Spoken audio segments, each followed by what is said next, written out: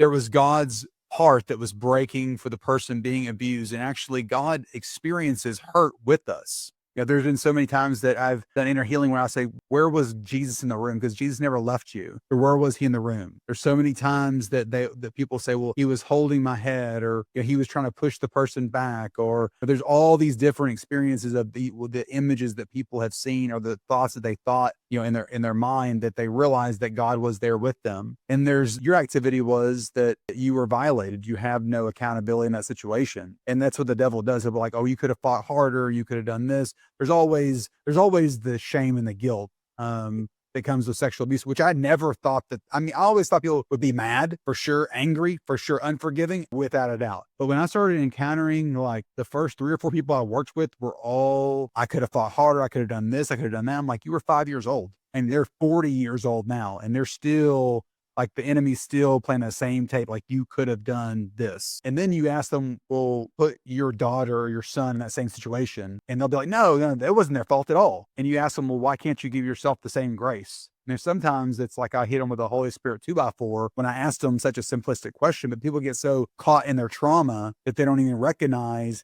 that the enemy is feeding them these lies, and they're actually believing them because they're stuck in their trauma. But when you realize that your life is a combination of those 4 activities, you begin to rightly divide what's happened to you in your life. You can get rid of a lot of the resentments that you're holding towards yourself, God, and others.